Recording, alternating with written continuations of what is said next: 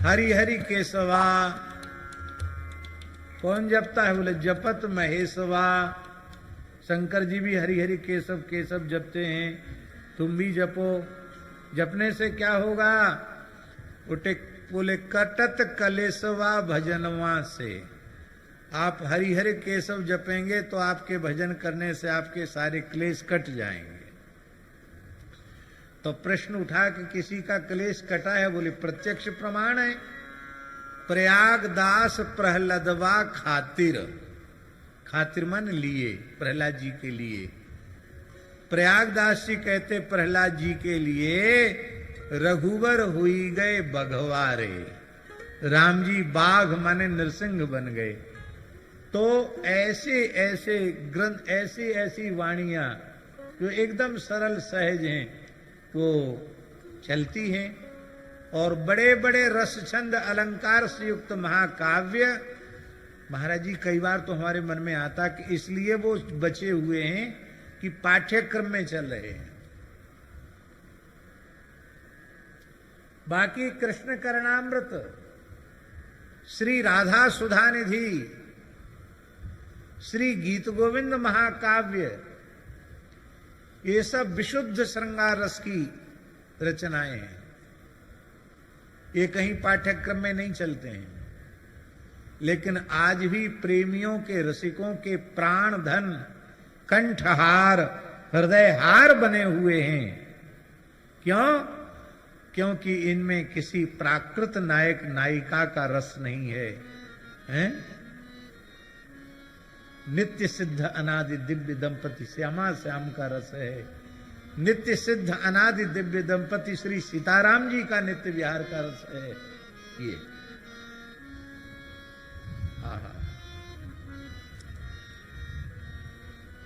इसलिए श्री जयदेव महाप्रभु ने घोषणा की, साध्वी माध्वीक चिंता न भवति भवतः शर्करे कर्कशासी द्राक्षे द्रक्ष्यन्ति के त्वा ममृतमृतमसि क्षीरनीरं रसस्ते मा क्रंद क्रंद कांता धर धरणितलम गच्छयच्छन्ति भावम यावत् श्रृंगार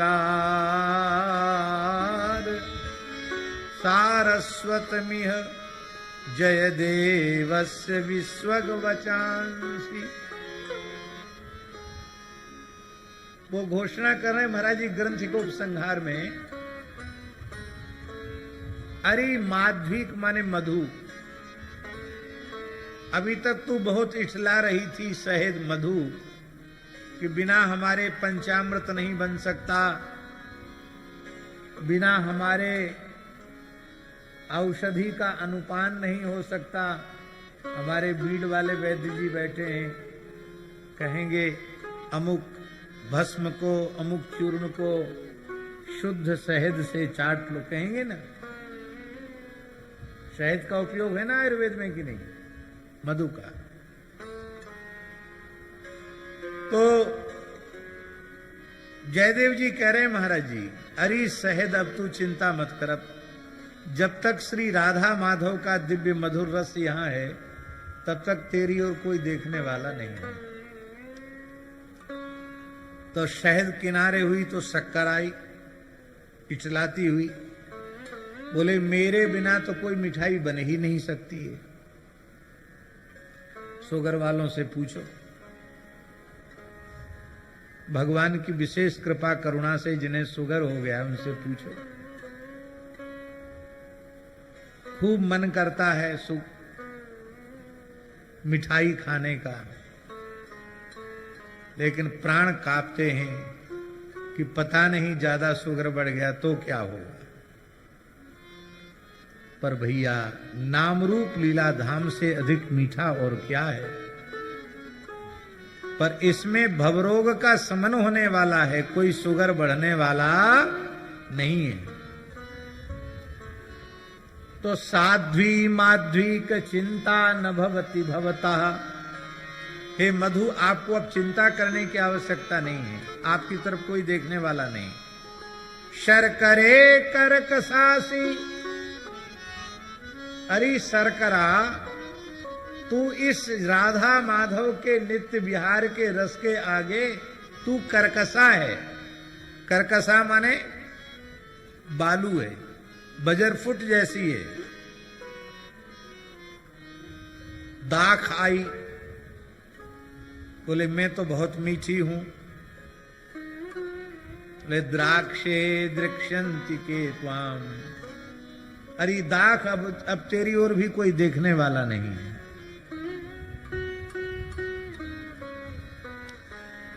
संसार के सारे मधुर पदार्थों को जब नकार दिया तो स्वर्ग से अमृत आया। बोले हम तो सबसे बड़े हैं। तो बोले अरे तू हट सामने से। क्यों? अमृतम मृतमसी, इस युगल के नित्य विहार रस के आगे अमृत तू मर चुका है।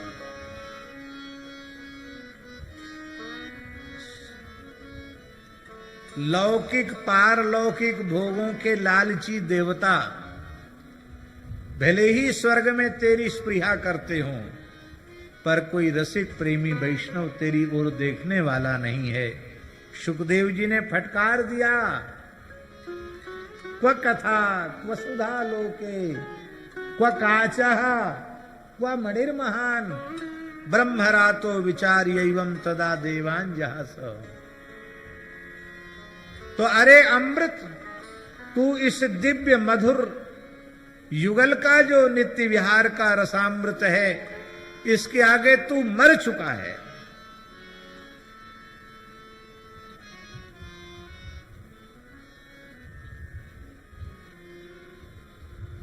आम का रस आया, अमरस, आम का फल महाराज, फलों का राजा है आम। और क्या कहें महाराज, इतना मीठा होता है आम। हमारे कहाँ गए जगदीश बाबू जी बैठे हैं। शुगर है, लेकिन आम देखते ही शुगर की विस्मृति हो जाती है। कहते हैं अब वो महाराज जी कितना जिएंगे, 86 साल तो चल रहा है, एक आध गोली और खा लेंगे, लेकिन ऋतु में आम खाने से वंचित रह जाएं, ये सहन नहीं। एक डॉक्टर बोला आप आम खाने से इतना आपका मन करता है तो एक बढ़िया मीठा आम हो, उसकी एक फांक ले लिया करो। एक फांक जानते हैं ना, उसको 4 टुकड़े करके 4 तरह से अमनिया करके एक फांक ले लिया करो आम की। तो वहां भी लोग अपनी बुद्धि लगा देते हैं। उनका एक फांक ले लो, चाहे एक गिलास अमरस ले लो, बराबर है।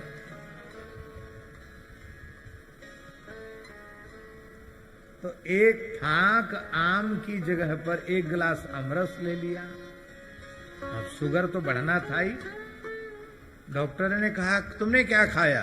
बोले आपने कहा था कि एक फांक ले लेना, तो हमने सोचा एक फांक ले लो चाहे एक गिलास ले लो, बराबर है। अरे भले आदमी, इससे अच्छा तो एक आम चूस लेते तो उतना नुकसान नहीं करता। दूध भी, फिर ऊपर से शक्कर भी, और फिर वो भी भर के एक गिलास। तो कहते अरे अमरस, अब तू इस रस के आगे करुण क्रंदन कर रहा है। तू इस रस के आगे करुण क्रंदन कर रहा है, रो रहा है। इस युगल के नित्य रस के नाम के रस के आगे तुझे कोई पूछने वाला नहीं है। और कांताधर धरणि तलम गच्छ, विषयी पुरुष आए भोगी लोलुप अजितेंद्रिय, वे बोले अमृत कहीं नहीं है, कामनी के अधर में अमृत है। बोले चले जाओ जहन्नुम में, चले जाओ पाताल में। यदि कामनी के अधर में अमृत है तो तुम अमर क्यों नहीं हो गए? समय से पहले बूढ़े कैसे हो गए? भले ऊपर से काला काला रंग पोत करके बुढ़ापे को धोखा देते हैं, पर बुढ़ापा धोखा नहीं देता किसी को। बूढ़ा भी होना पड़ेगा, मरना भी पड़ेगा। कब तक?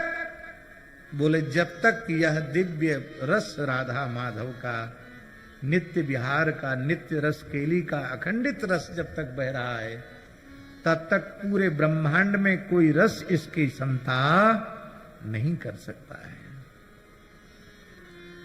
ये है राम नाम का रस, लीला का रस, धाम का रस, रूप का रस। इसलिए आनंद रामायण में लिखा है, कवित्वम अत्युद्धंच राम नामांकितंच यत तजगेयम अतिशुद्धंच श्रवणात् पातकापहम। श्रवण मात्र से संपूर्ण पातकों को नष्ट कर देने वाला है। इसलिए महाराज जी विष्णु पुराण में लिखा है, रामेति नाम यत् श्रोत्रे विश्रंभो जवितो यदि करोति पापम संदाहम तूलम बन्नी करो यथा। कहते जैसे एक चिनगारी जो है, चिनगारी का एक कण रुई के पर्वत को जलाकर भस्म कर सकता है, ठीक इसी प्रकार से राम नाम, मलुकदासी की साखी है, राम नाम एक रति पाप के कोटि पहाड़, ऐसी महिमा नाम की जारी करे सब छार। महाराज जी हमारे ग्रंथों में यहां तक लिखा है कि पातकी मनुष्य में पाप करने की उतनी सामर्थ्य नहीं है भगवान नाम में जितनी पाप के नाश की सामर्थ्य है। तावत कर्तुम न शक्नोति पातकम पातकी जन। पापी मनुष्य उतना पाप नहीं कर सकता भगवान नाम में जितनी पाप के नाश की सामर्थ्य है।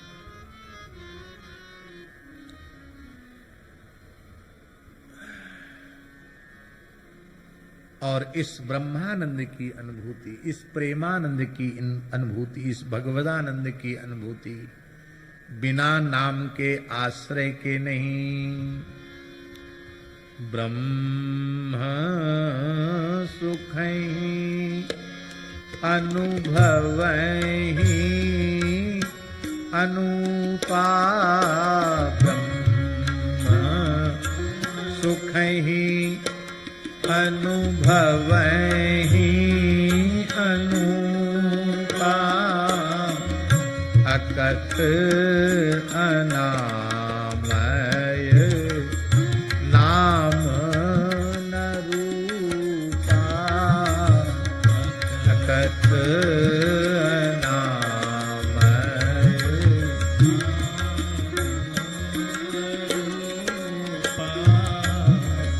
जाना चाहि गूढ़ गति जेऊ। जाना चाहि गूढ़ गति नाम जी है जपि जानई तेऊ नाम जी है जपि जानई तेऊ।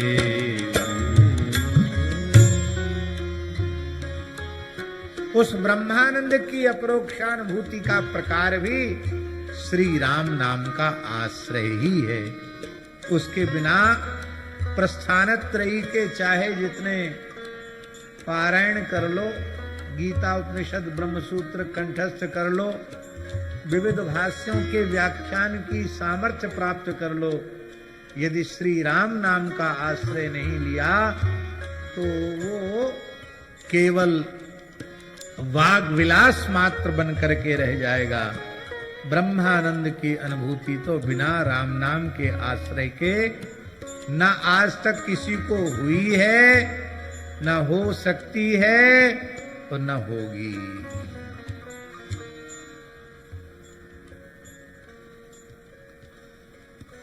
नौ का अंक पूर्णांक है और यहां भी 9 अरब राम नाम का विधिवत पूजन अर्चन हो रहा है। और गोस्वामी जी कैसे कुशल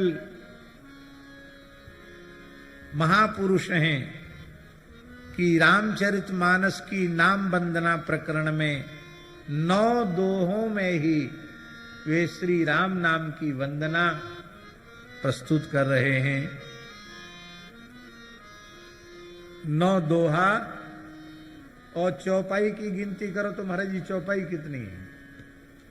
9 दोहा और 72 चौपाई। कितनी चौपाई? 72 को जोड़ो तो कितना होगा? 72 को जोड़ोगे तो 9 होगा ना। 7 और 2 9। परिपूर्णता केवल श्री राम नाम में है। इसलिए गोस्वामी जी ने यहीं से आरंभ किया। बंदऊ राम नाम रघुवर को, बंदऊ राम नाम रघुवर को, हेतु कृशानु भानु हिम कर को, हेतु कृशानु भानु हिम कर को, विधि हरिहर में वेद प्राण सो, विधि हरिहर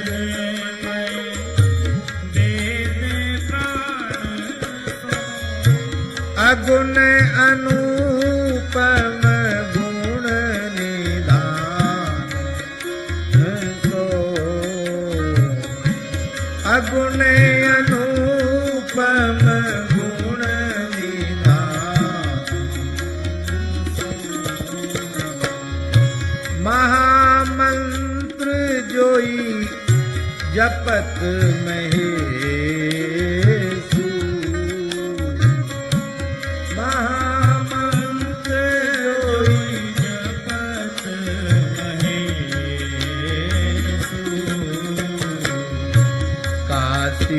मुकुति हेतु उपदेशु,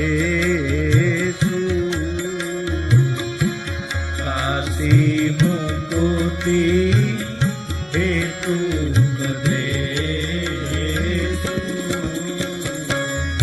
महिमा जासु जान गण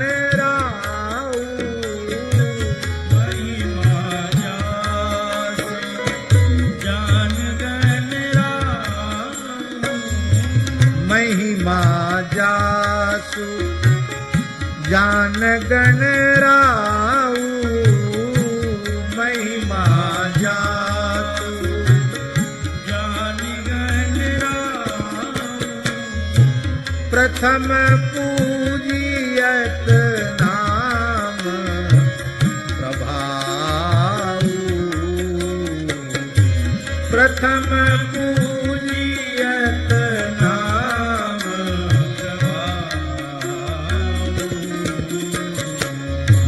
प्रथम पूजियत नाम प्रभाऊ, प्रथम पूजियत नाम प्रभाऊ।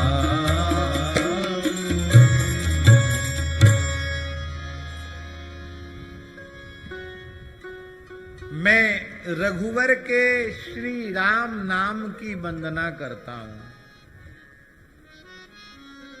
इसका मतलब है रघुवर का जो नाम है वही श्री राम नाम है। इसका मतलब है कि रघुवर राम और निर्गुण राम ये दो नहीं है, एक ही है। मैं रघुवर के श्री राम नाम की वंदना करता हूं, जो कैसा है हेतु कृषानु भानु हिम कर को, जो अग्नि सूर्य और चंद्रमा इनका भी मूल कारण है। माने अग्नि सूर्य और चंद्रमा का भी मूल बीज है ये, इसी से ये प्रकट होते हैं। सत रज तम इन तीनों गुणों से रहित है। हेतु कृषानु भानु हिम कर को विधि हरिहरमय, ये विधि हरिहरमय है। श्री राम नाम ही विधि है, ब्रह्मा है। सृष्टि का उत्पादक भी यही है, सृष्टि का पालक भी यही है और सृष्टि का संहारक भी यही है। विधि हरिहरमय, ब्रह्मा जी सृजन करते हैं, विष्णु भगवान पालन करते हैं, भगवान शिव संहार करते हैं। और वेद प्राण सो, वेद का तो प्राण है। महाराज जी वेद का प्राण कैसे, ये बड़ी विचित्र बात है। महारामायण का एक बड़ा सुंदर भाव है।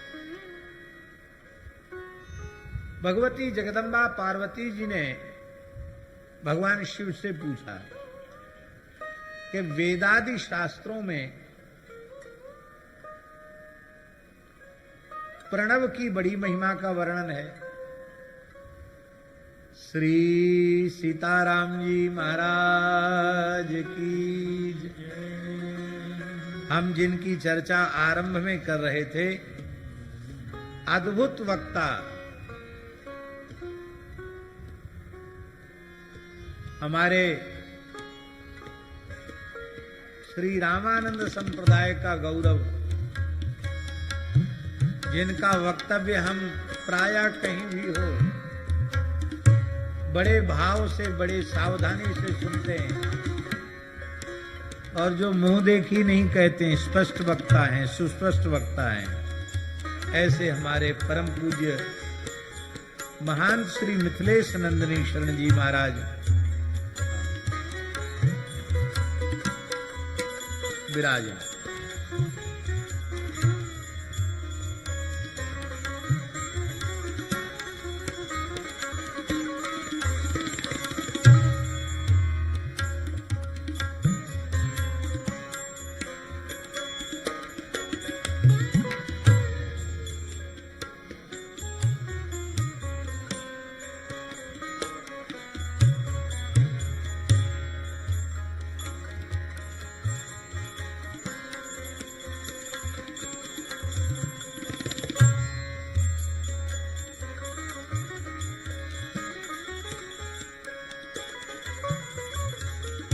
ये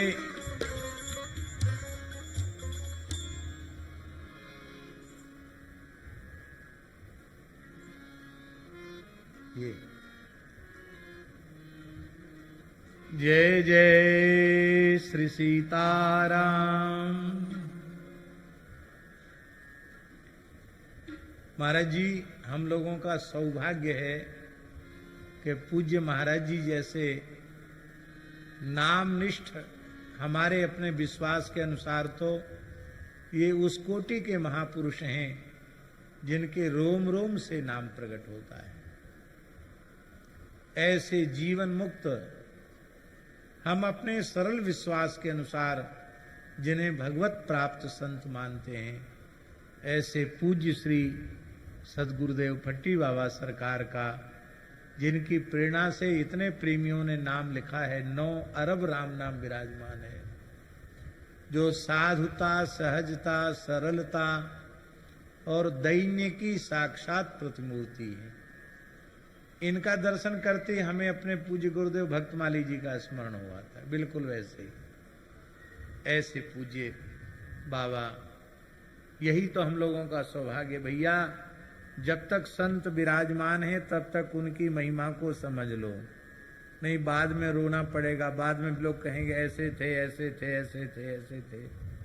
अब पछताए होत का जब चिड़िया चुग गई खेत। इसलिए संतों की प्रत्यक्ष उपस्थिति में उनके महात्म्य को अत्यंत सरल हृदय से श्रद्धा पूर्वक स्वीकार कर लो, जिससे कि हम लोगों का जीवन सफल हो जाए, कृतकृत्य हो जाए।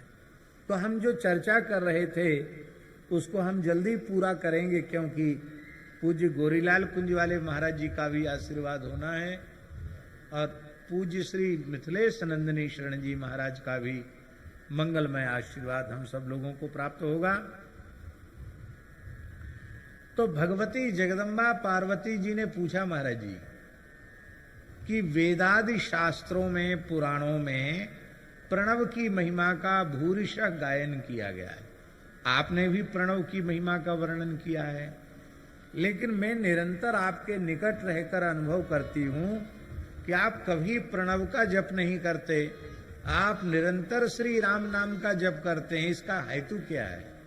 जब प्रणव की इतनी महिमा है तो आपको भी प्रणव का ही जप करना चाहिए। आप राम नाम का जप क्यों करते हैं? तो वहां महाराज जी भगवान शिव का वचन है, राम नामनः समुत्पन्नो प्रणवो मोक्षदायकः। भगवान शंकर कह रहे हैं, हे देवी पार्वती, मोक्षदायक जो प्रणव है वो श्री राम नाम से उत्पन्न है। प्रणव सर्व वेदेषु शब्दखे पौरुषम नृषु। संपूर्ण वेदों में भगवान ने प्रणव को अपना स्वरूप कहा। इसका मतलब है कि संपूर्ण वेदों का एकाक्षरी स्वरूप है ओम। वहीं से वेदों का माने वेद उसी में प्रतिष्ठित हैं और वह प्रणव श्री राम नाम में प्रतिष्ठित है।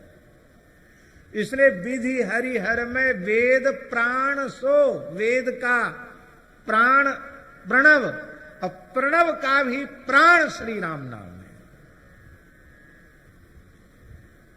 देहाती भाषा में कहें, सरल भाषा में कहें तो प्रणव बेटा है, राम नाम बाप है। बोलो भक्त वत्सल भगवान की जय। यद्यपि भगवान नाम की दृष्टि से कोई भेद नहीं है, पर जन्य जनक संबंध माना जाएगा कि नहीं? जब राम नाम न भगवान भोले बाबा कह रहे, हम कहते तो आप संदेह कर सकते थे। राम नाम न समुत्पन्नो प्रणवो मोक्षदाय कहा। वर्तमान समय में अधिकार अनधिकार का विवाद ही समाप्त हो चुका है। अब कोई प्रतिबंध नहीं है कि क्या मार्ग सुई जो कहें जो भावा। और आप भरे मन से हम तो चर्चाएं कर देते हैं, वर्णाश्रम व्यवस्था की भी चर्चा करते हैं, विधि निषेध भी कभी मन में आता तो कर देते हैं चर्चा। लेकिन हमको लोग टोकते हैं, कहते महाराज ऐसा मत बोला करो, नहीं तो झगड़ा हो जाएगा, यूं हो जाएगा त्यों हो जाएगा। समय दूसरा आ गया। चलो ठीक है,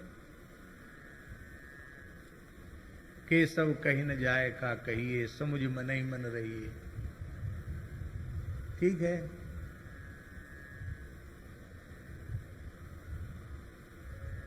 प्रणव में सबका अधिकार नहीं। न्यूंखाह षोडश, काशिका वृत्तिकार ने कहा न्यूंखाह षोडश। न्यूंख माने ओंकार, प्रणव, ये 16 प्रकार का होता है। अब ये हमें अब तक ठीक से समझ में नहीं आया कि वे 16 प्रकार ओंकार के क्या हैं। उसमें महाराज जी अमुक अमुक संकल्प की पूर्ति के लिए अमुक ओंकार का प्रयोग, इतना भी सूक्ष्म विचार है हमारे यहाँ। पुत्र की कामना से किस न्यूंख का प्रयोग होगा, विजय की कामना से किस ओंकार का प्रयोग होगा, स्वर्ग की कामना से किसका प्रयोग होगा, मोक्ष की कामना से किसका प्रयोग होगा। बड़ा सूक्ष्म विचार है। पर वर्तमान समय में तो कोई प्रतिबंध है नहीं किसी को कुछ कहने का। ननक्तम नोच्छिष्टे प्रब्रूयात ब्रह्म राशि ही। हमारे धर्म संघ वाले गुरुजी, हमारे धर्म संघ वाले गुरुजी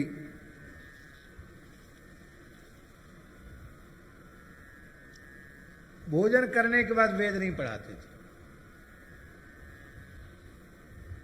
12 बजे के पहले पहले तक, जब तक धर्म संघ विद्यालय में रहते, कुछ खाए पिए नहीं रहते, तब तक वेद पढ़ाते, व्याकरण भी पढ़ाते, वेद भी पढ़ाते। और जब धर्म संघ विद्यालय से लौट के सेवा कुंज वाले अपने घर में आते और मध्याह्न संध्या वहीं करके आते थे धर्म संघ विद्यालय में, फिर यहां प्रसाद पाते। तो प्रसाद पाने के बाद सबसे पहले छात्र हम थे जो हमको पढ़ाते थे प्राच्य व्याकरण। नब्बी भी पढ़ाया, प्राच्य भी पढ़ाया।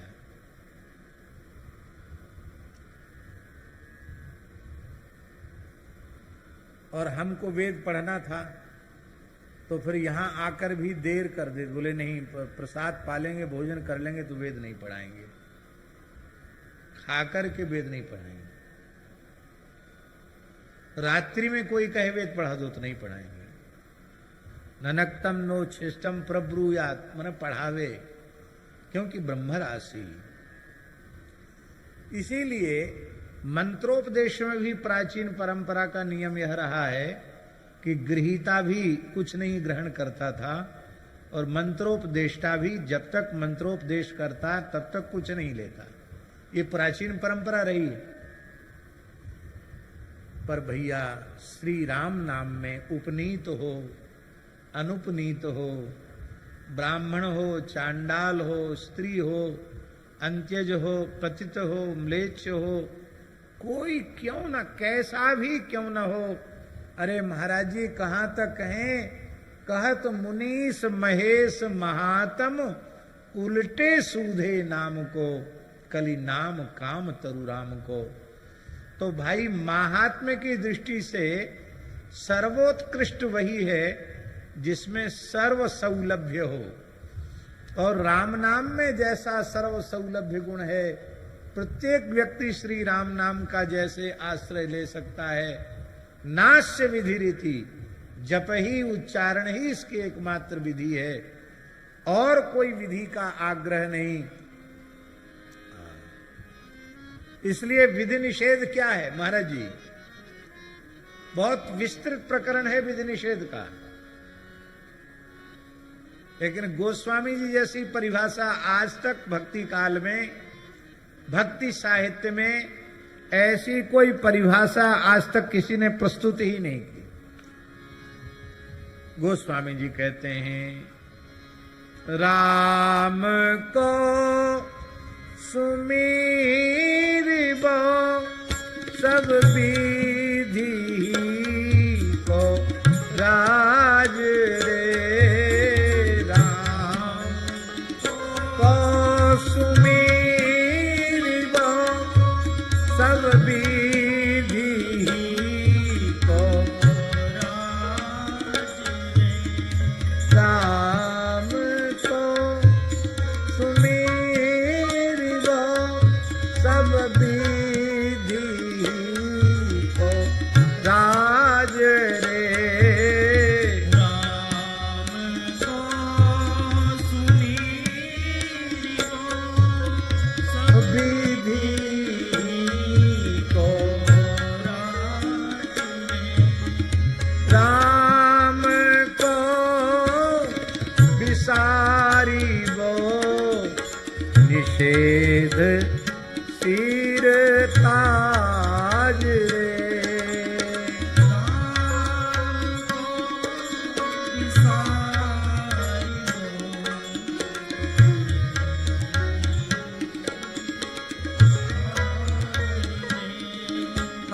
राम को विसारिबो, राम को विसारिबो निषेध सिर ताज रे।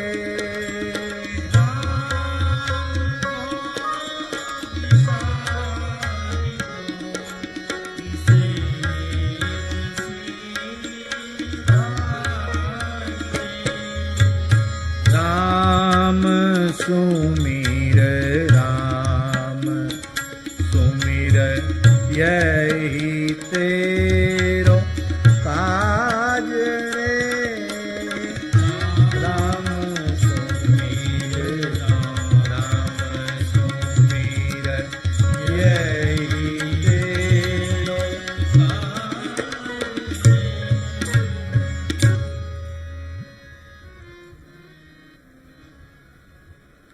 आप कहेंगे राम नाम से प्रणव कैसे प्रकट हो गया?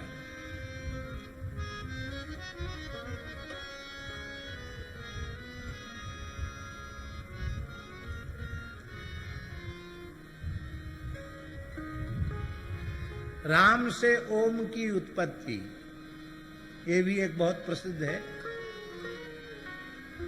राम को प्रसोदरादि गण में मान लेते हैं, और महर्षि पाणिनि का सूत्र है प्रसोदरादीन यथोपदिष्टम। इससे हंस का सिंह हो जाता है, वर्ण व्यत्यास हो जाता है। तो वर्ण व्यत्यास जब करेंगे तो रा, आ और मा ये विच्छेद हुआ, और वर्ण व्यत्यास करेंगे तो मां होगा मां, रा, आ और मां। अब आकार का पूर्व प्रयोग करेंगे तो बनेगा आ, वर्ण व्यत्यास करने पर आ, रा और मां। अब आ और रा और मां ये तीन अक्षर हो गए। अब रकार जो है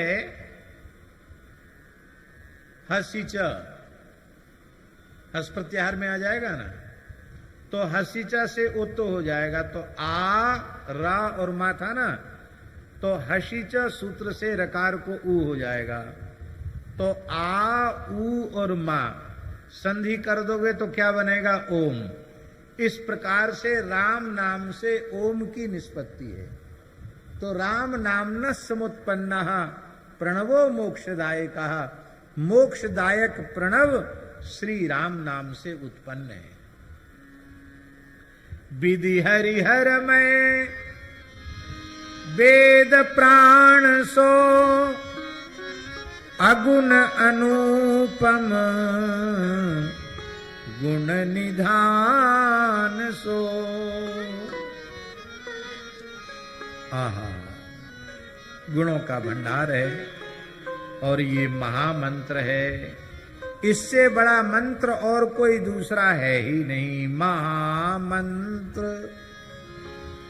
जोई जपत महेशु, और इसी महामंत्र का उपदेश काशी मुक्ति हेतु उपदेशु।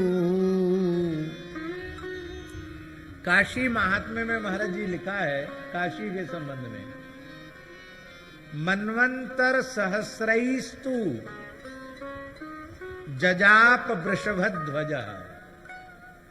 सहस्रेण नहीं है, सहस्रैः, हजारों मनवंतरों तक भगवान वृषभध्वज शिव जी ने काशी में रह करके श्री राम तारक सदक्षर मंत्र आज का जप किया। कितने समय तक किया? एक मनवंतर, दो मनवंतर नहीं, 100 मनवंतर, 1000 मनवंतर नहीं, मनवंतर सहस्रैस्तु, हजारों मनवंतरों तक। हजारों का अर्थ महाराज जी हजारों नहीं, हजारों का माने जिसके कोई संख्या नहीं, अनंत असंख्य काल तक महादेव जी ने काशी में रह करके श्री राम तारक मंत्र आज का जप किया।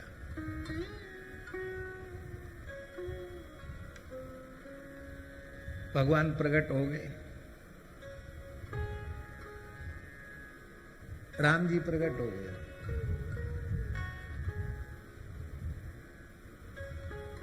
बोले वरदान मांगो। महाराज जी बोले वरदान मांगो।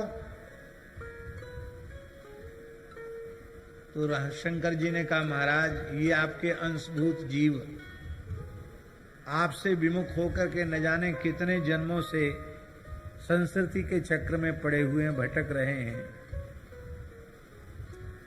जो भी आपके राम नाम का एक बार उच्चारण कर ले वो तत्काल अविद्या माया से विमुक्त होकर, संस्कृति के चक्र से विमुक्त होकर आपको प्राप्त कर ले। भगवान बोले भाई ये वरदान तो बड़ा बहुत विकट वरदान है, ऐसा वरदान मांग लोगे तो हमारा तो सृष्टि का सारा खेल ही बिगड़ जाएगा, पर तुमने मांगा है तो हम देंगे अवश्य। काशी में मरने वालों को आप श्री राम नाम का उपदेश कर देंगे, वे निश्चित ही संस्कृति के चक्र से विमुक्त हो जाएंगे।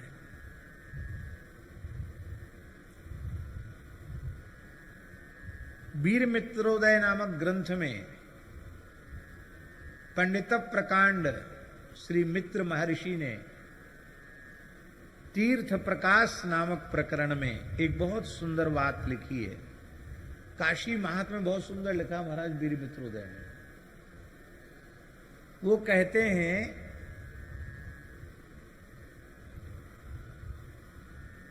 कि काश्याम मरणान मुक्ति ही, काशी में मरने से मुक्ति होती है, ये बात प्रसिद्ध है, ये भी श्रुति वचन ही है। और ऋते ज्ञानान्न मुक्ति ही, ये भी श्रुति वचन ही है, बिना ज्ञान के मुक्ति नहीं होती। तो दोनों की संगति कैसे बैठेगी भाई? या तो ऋते ज्ञानान्न मुक्ति ही मानो या काश्याम मरणान मुक्ति मानो। तब इसमें बहुत विस्तृत व्याख्यान किया है उन्होंने, और उस व्याख्यान के अंत में ये प्रमाणित किया है कि ऋते ज्ञानान्न मुक्ति भी सही है और काश्याम मरणान मुक्ति भी सही है। क्योंकि काशी में मरने वालों को जब भगवान शिव श्री राम तारक का उपदेश करते हैं तो उपदेष्टा की महिमा के कारण मंत्र प्रदान के अव्यवहित उत्तर क्षण में ज्ञानोत्पत्ति हो जाती है, और ज्ञानोत्पत्ति होने से वो मुक्त हो जाता है। इसलिए ऋते ज्ञानान्न मुक्ति भी सही है, पर ये सुविधा केवल और केवल काशी वासियों को प्राप्त है, काशी में मरने वालों को प्राप्त है। अतएव काशी का महात्म्य है, मुक्ति का सदावर्त वहां काशी में बढ़ता है। भगवान शिव ने कहा तो दूसरा वरदान महाराज यह है, मंत्र का उपदेश तो हम कर देंगे, दूसरा यह है कि आप काशी छोड़ के कहीं न जाएं। भगवान ने कहा कि बिल्कुल ठीक, काशी के कण कण में हम विराजमान रहेंगे, आपके सामने अविमुक्तेश्वर लिंग के रूप में विराजेंगे। भगवान ने कहा मैं काशी को छोड़ूंगा नहीं, काशी अविमुक्त क्षेत्र हो गया। और आज भी विश्वनाथ जी के मंदिर में जब हम लोग दर्शन करने जाते हैं तो विश्वनाथ जी के निकट अविमुक्तेश्वर शिवलिंग हैं। अब तो रूप थोड़ा बदल गया है, पहले जो पुराने बात हम बता रहे हैं, अब तो स्थलों में भी परिवर्तन हुआ है, रूप में भी परिवर्तन हुआ है, समय की आवश्यकता के अनुसार। तो वहां लोग कहते विश्वनाथ जी के गुरु, अविमुक्तेश्वर को वहां के लोग बताते विश्वनाथ जी के गुरु। हम भी सोचते विश्वनाथ जी के गुरु कौन है, जब हमने पढ़ा तो पता चला अविमुक्तेश्वर शिवलिंग के रूप में साक्षात रघुनाथ जी ही विराजमान है। का हम कहीं नहीं जाएं, काशी के कण कण में नाम का महात्म्य व्याप्त है। इसलिए महामंत्र सोई जपत महेशु, काशी मुक्ति हेतु उपदेशु, महिमा जासु जान गण राऊ, प्रथम पूजियत नाम प्रभाऊ, नाम के प्रभाव से गणेश जी भी प्रथम पूज्य हैं। महारामायण में लिखा है, परमेश्वर नामानि संचनेकानि पार्वती परंतु राम नामेदम सर्वेशामेव उत्तमम सर्वेशामुत्तमम मतम। भगवान के अनंत नाम हैं हे पार्वती, किंतु श्री राम नाम उनमें सर्वोपरि है। अनंता भगवन मंत्रा नानेन तु समाकृता श्रियो रमण सामर्थ्यात् सौंदर्य गुण सागरात्। श्री राम इति नामेदं तस्य विष्णो प्रकीर्तितं रमणान्नित्य नित्युक्तत्वाद् राम इत्यभिधीयते। पद्म पुराण में भगवान शिव कह रहे हैं कि भगवान के अनंत मंत्र हैं, अनंत नाम हैं विष्णु के। उन नामों में श्री राम नाम विष्णु के सहस्रों नाम के तुल्य है। समस्त वेदों में, समस्त मंत्रों में श्री राम नाम के जप का करोड़ों करोड़ों गुना महात्म्य वर्णन किया गया है। जपतः सर्व वेदांश्च सर्व मंत्रांश्च पार्वती तस्मात् कोटि गुणम पुण्यम राम नाम नैव लभ्यते। पद्म पुराण में उससे करोड़ों गुना पुण्य केवल श्री राम नाम से ही प्राप्त हो जाता है। और पद्म पुराण उत्तरखंड का श्लोक तो जन जन में प्रसिद्ध है। प्रायः भारतवर्ष की पवित्र धरती पर जन्म लेने वाले इन सबको याद है। आप लोगों में भी सबको याद होगा।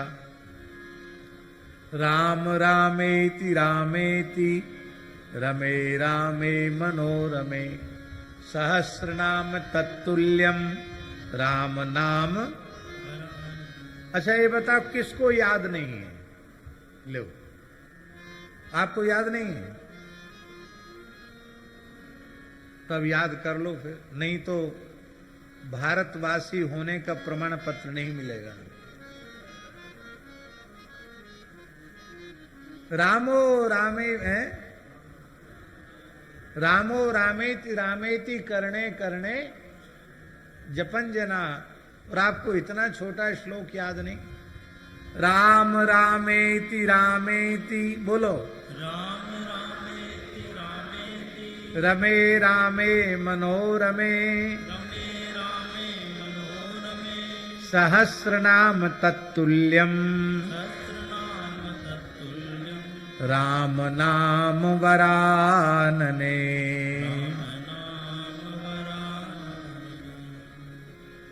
नारायणादि नामानि कीर्तितानि बहून्यपि आत्मा तेषांच सर्वेषां राम नाम प्रकाशकः। महारामायण में लिखा है, नारायणादि जो भगवान के अनंत नाम हैं, उन समस्त नामों का प्राण, उन समस्त नामों की आत्मा श्री राम नाम है। राम नाम सबका प्रकाशक है। बोलो श्री राम नाम महाराज की। महिमा जासु जान गण राऊ प्रथम पूजियत नाम प्रभाऊ।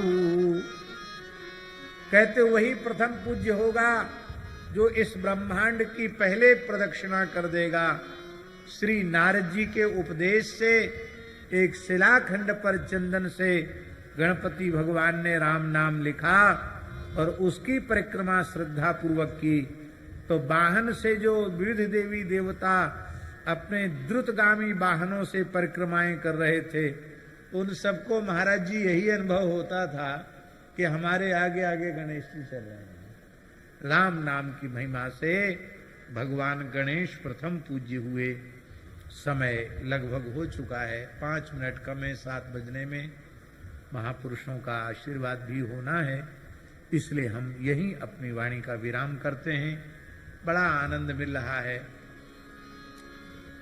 और ये राम नाम महात्म्य तो पूरे पुरुषोत्तम मास होना चाहिए, इतना बढ़िया है। लेकिन क्या करें हम लोग, कम बखत हैं। कम बखत जानते ना, एक तरह की गाली है कम बखत। पूज्य संत श्री गोपालाचार्य जी कहते थे, अब सब लोग कहते हैं हमारे क्या करें, समय का अभाव है, तो बखत कम माने कम बखत। लेकिन भगवान की ये बड़ी करुणा है कि भगवान ने किसी भी प्रकार से कान पकड़कर अपने नाम रूप गुण लीला के चिंतन में लगा रखा है। अभी अभी हिमालय से उतरे हैं, इतना बढ़िया मौसम उत्तर काशी का था, क्या कहना। ऐसे लगता है कि गर्मी में तो पूरे गर्मी गर्मी वहीं रहा जाए, नीचे उतरे ही नहीं। वहां रात को एक मोटा कंबल ओढ़ना पड़ रहा था, दिन में भी खूब आनंद, बहुत आनंद। और जब से वहां से उतरे हैं महाराज जी, शरीर जल रहा है, क्योंकि मौसम में एकदम अंतर आ गया ना। हाँ, ऐसे लग रहा है शरीर जल रहा है। तो देखो ठाकुर जी ने चाहा तो अगली बार उत्तर काशी में थोड़ा और अधिक समय देंगे। गर्मी गर्मी कम से कम श्री ब्रिज बिहारी दास जी, श्री काशी दास जी, श्री विमला दास जी, सब संतों से आग्रह है कि बड़ा दिव्य स्थल है, गंगा जी का बड़ा आनंद है, हम लोग कभी वहाँ। महाराज जी तो जाएंगे, महाराज जी ने वचन दिया है, अभी भी जाएंगे ना, बीच में महाराज जी जाएंगे। सभी पूज्य महापुरुषों, गोरेलाल जी वाले महाराज जी ने अगली बार आने का वचन दिया है। तो इन्हीं शब्दों के साथ हम लोग वहां भी उत्सव मनाएंगे। इस बार भी खूब दिव्य उत्सव मनाया गया। इन्हीं शब्दों के साथ श्री जानकी वल्लभ लाल जी के श्री युगल पादारविंद में उनके प्राण प्यारे समस्त नाम रसिक भक्तों के चरणों में अपनी नाम महात्म्य की पुष्पांजलि निवेदित करते हुए अपनी वाणी को श्री नाम महाराज के चरणों में विराम देते हैं और प्रार्थना